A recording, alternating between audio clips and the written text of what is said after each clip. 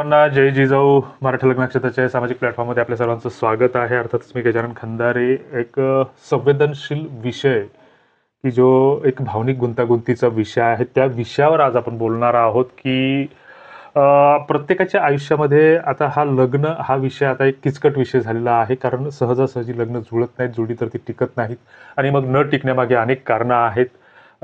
Live in relationship सारखे प्रकार सध्या वाढीस लागलेले आहेत आणि आपण सगळे शिक्षित सुशिक्षित झालो असं स्वतःमध्ये आपण समजून घेऊन मोकळेपणाने एकमेकांसोबत वागतो आहोत. आणि मग होतात कंडिशन असं की सकाळी फेसबुकवर प्रेम होतं, इंस्टाग्रामवर त्याची स्टोरी होते आणि व्हॉट्सअपवर त्याचा ब्रेकअपसुद्धा होतो. अशा घटनासुद्धा घडत आहेत.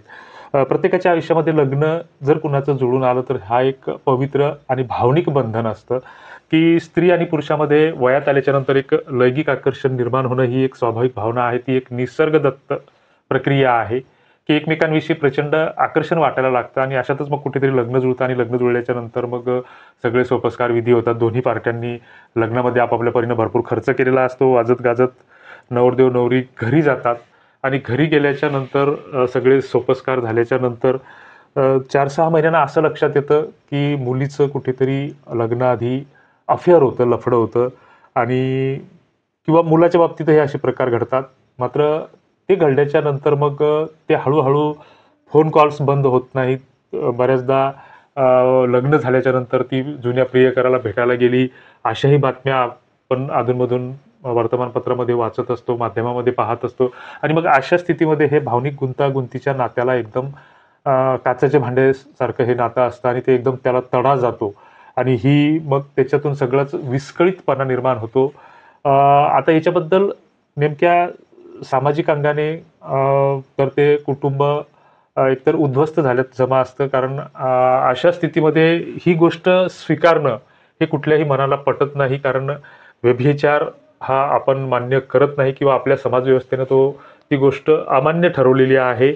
आणि मग अशा स्थितीमध्ये याच्यासाठी काही कायदेशीर तरतुदी आहेत का, तर 2018 मध्ये एक निकाल आला होता. 497 हे कलम खारिज केलेलं आहे. आणि मग विवाह हे पवित्र बंधन असताना जोडीदारामध्ये जर व्यभिचाराची घटना जर समोर आली, अनैतिक संबंधाची घटना जर समोर आली, तर अशा परिस्थितीमध्ये एक भावनिक, सामाजिक आणि कायदेशीर आव्हानांचा आपल्याला एक सामना करावा लागतो. मग अशा स्थितीमध्ये काय केलं पाहिजे? एक तर पहिली गोष्ट, लग्नासाठी मुलगी मिळत नाही, घटस्फोट घेणंही शक्य नसतं. मग घटस्फोट हा त्याच्यात आधार आहे का?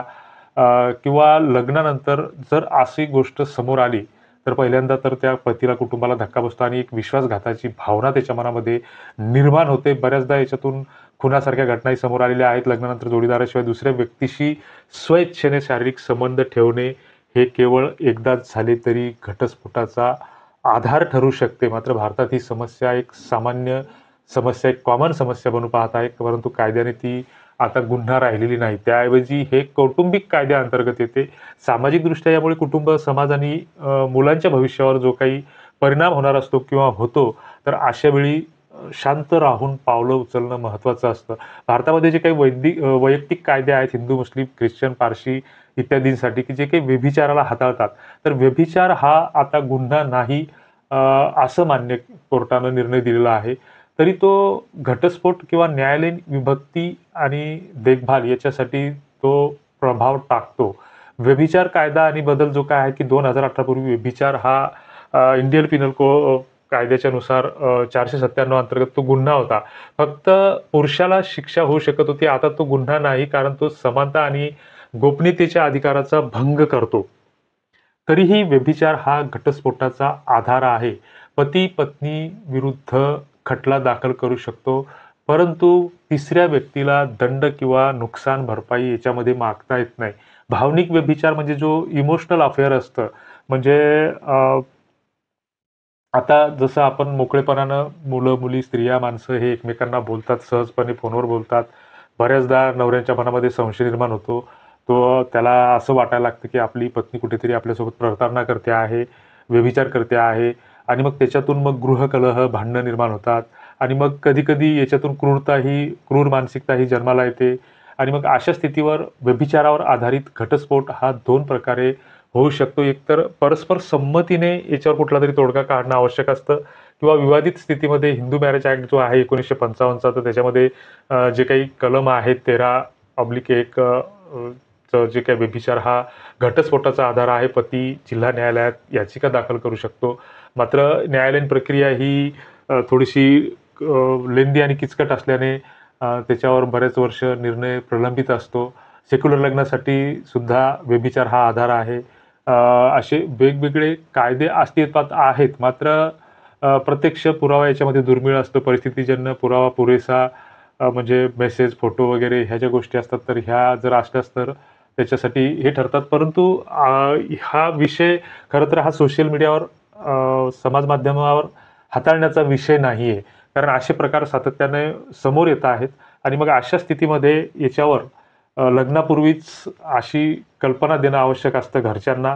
आई-वडिलांना कल्पना देणं आवश्यक असतं. मात्र बऱ्याचदा आई-वडिलांचा विरोध असतो किंवा त्यांना बऱ्याचदा आई-वडिलांना असं वाटतं, की आपला मुलगा किंवा मुलगी जरी याचे सध्याचे संबंध असले तर लग्नानंतर याला विसर पडेल. मात्र बऱ्याचदा त्या गोष्टी विसर पडत नाहीत, उजागर होतात आणि याच्यामुळे अनेक घरं उद्ध्वस्त होत आहेत. क्रूर मानसिकता याच्यातून जन्माला येत आहे. खुनासारख्या घटनाही घडत आहेत. तर अशा गोष्टीपासून आपण ते हूड वय जरी असलं तरी या गोष्टींपासून, या बाबीपासून आपण सावध किंवा 4 हात लांबच राहिलं पाहिजे.